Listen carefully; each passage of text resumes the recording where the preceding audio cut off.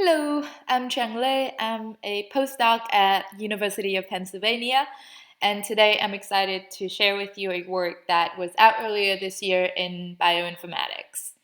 I'm going to discuss how we utilized tree-based automated machine learning to analyze biomedical big data. So first up, what is automated machine learning and how do we use it in computational biology? In our field, a typical machine learning pipeline looks like this. Say we're trying to predict cancer progression of an individual from their gene expression signatures.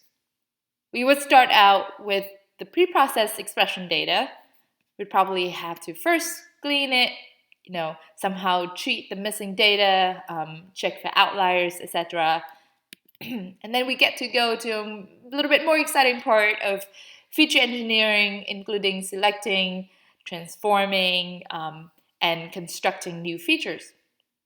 We then test out a few machine learning models and perhaps tune their parameters, do it a few times, find the best one, and finally validate this model on an external data set.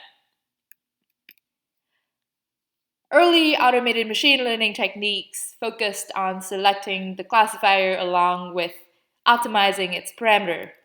But ideally, what we really want to automate is all of these inner steps. Now, recent automated machine learning systems have come a little bit closer to this goal. It scans data for novel features, selects appropriate supervised learning models, and optimizes their parameter. So now, what is TPOT?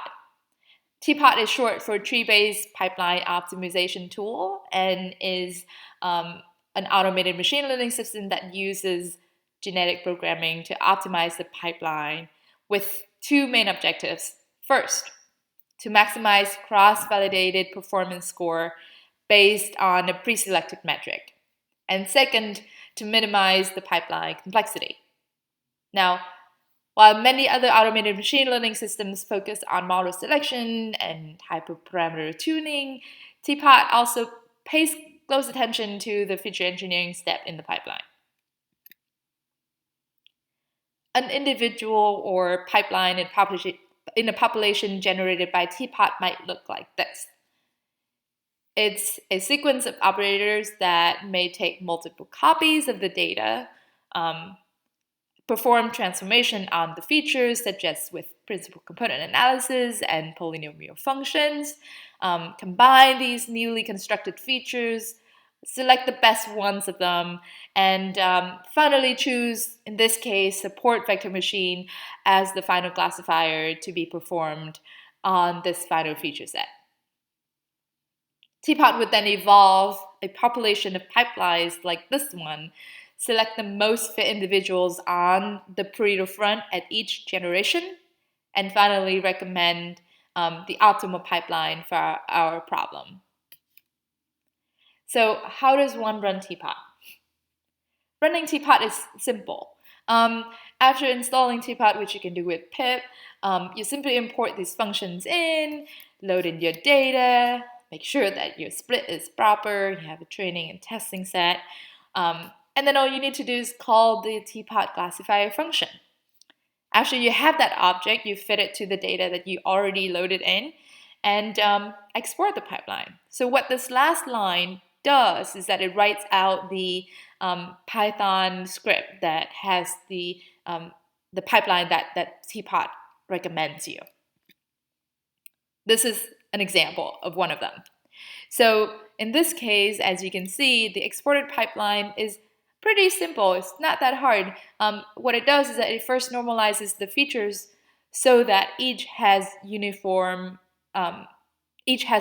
norm, in this case L2, calculated by L2, and then it applies the k-nearest neighbor method to classify the iris plant. In this case, this is the iris data. So TPOT has worked really well in the past for data sets with relatively small feature space, but as you have probably expected, the runtime of TPOT can grow exponentially large as the number of features increases. This makes it difficult to apply teapot in bioinformatics because many of the data sets that we work with, like gene expression, for example, have thousands or even tens of thousands of features. So in this publication, we introduce two new components to teapot that will improve its scalability. The first is feature set selector. It allows the user to pass specific subsets of the features, asking teapot at the beginning of each pipeline to only evaluate on a smaller subset of the data rather than the entire data set. Another way to think about this is that it increases teapot's efficiency by slicing the larger data set into smaller sets of features like genes of different pathways, and allowing the GP to then select the best subset in the final pipeline. The second is template. It lets the user specify a desired structure of the pipeline, and so it helps reduce teapot computation time and potentially provides more interpretable results. With template, each node in the tree pipeline is assigned one of the 5 major operator types. It can be a feature set selector, it can be a feature selector, it can be a feature transformer, a classifier, or a regressor. An example template might look like this. You start out here with the feature set selector, then a transformer, and then finally a classifier.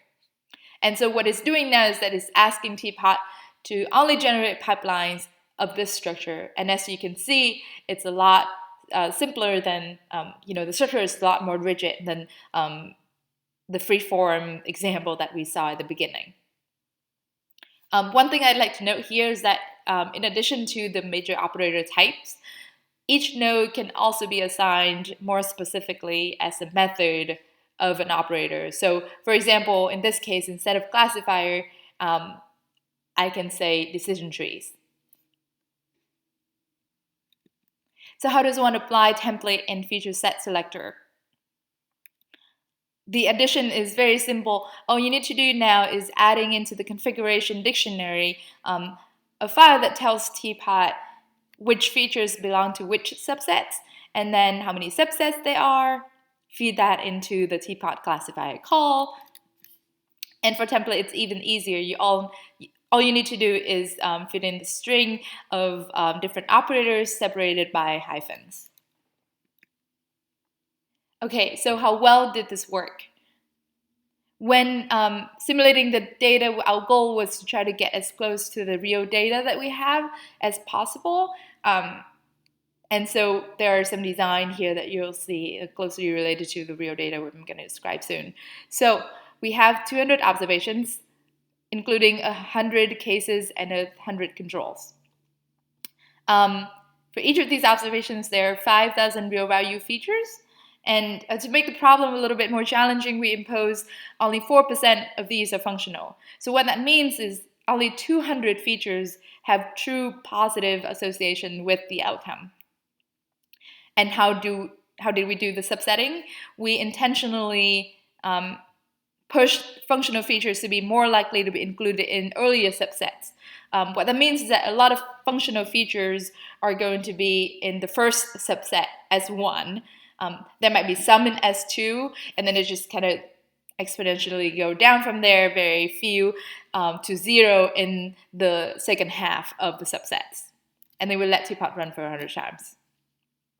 Okay, so what is the result? Coming back to our template here, what we see is that it's the optimal pipeline selects subset S1, which is a really good news because remember it was the subset with the most functional features.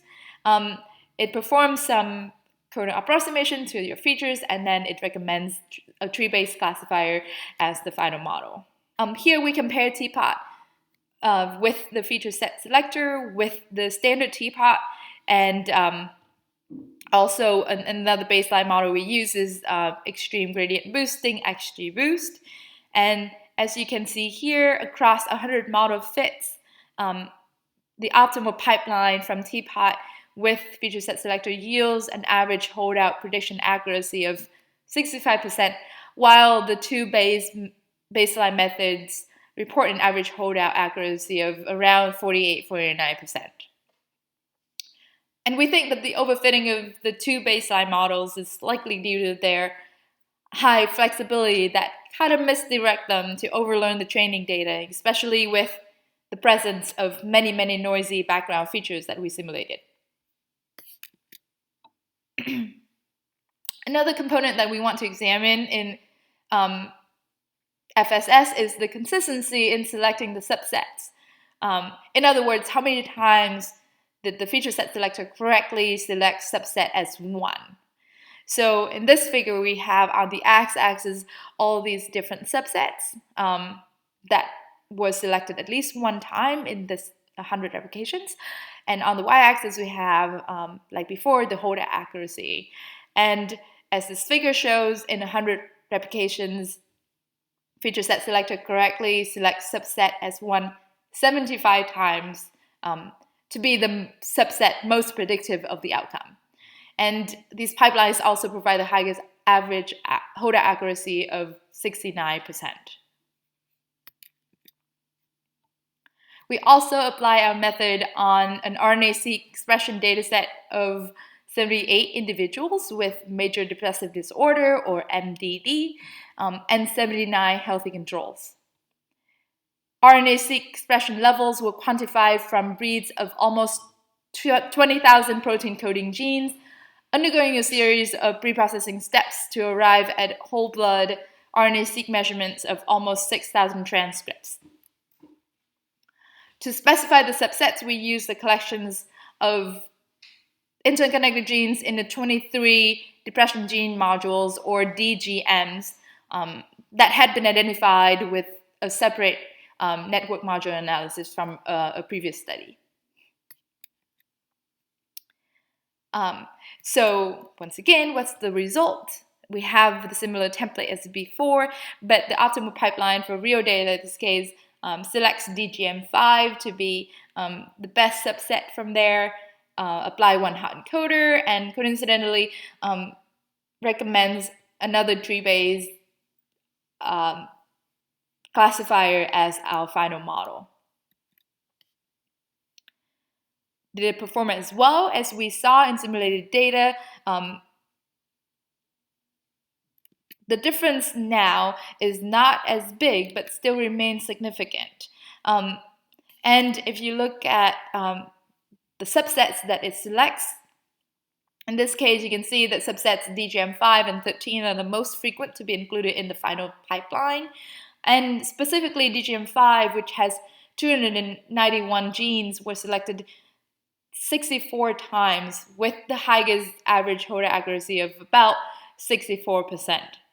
And we note here that in the previous study, using a completely different approach, we also found that DGM5 is one of the two modules of which enrichment scores were significantly associated with depression severity.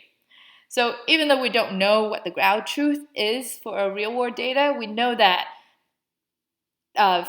feature set selector agrees with another approach in identifying the feature set that is important in predicting the depression outcome. Okay, so to sum up, number one, TPOT with feature set selector is the first automated machine learning tool to offer the option of selecting the feature at the group level. Number two, feature set selector can identify the most meaningful group of features to include in the prediction pipeline. I hope I show you that. And finally, I think we kind of confirmed this from theoretical studies that reducing the pipeline complexity can lead to considerable increase in interpretability and generalizability. Extension of TPOT with the feature set selector to even larger data like genome-wide association studies, I would argue is pretty straightforward. However, because of the low predictive power of variates in current GWAS, alternative metrics will need to be included in the fitness function of TPOT algorithm. And the second work that's not necessarily directly related to this publication, but more to teapot in general, or even larger set of automated machine learning systems, is that we have to think about how to reformulate complexity, because right now the calculation is relatively simple, and I think we should consider the number of features used in the pipeline. I think that's important. The flexibility and how long does each of these operator in the pipeline take to run, that might be important, and maybe we could assess the amount of overfitting to get at complexity. All right, this is the end. I thank my collaborators, Jason Moore and Wei-Jin Fu, for their critical contribution to this work. And of course, other More Lab members for very helpful discussions, including Elena, Nadia, Elisabetta, Bill, and Ru Wang. I'd like to also thank the GECCO organizers for putting all this together. I'm currently in New Hampshire instead of Cancun, but I hope to see everyone in person next year. Thank you.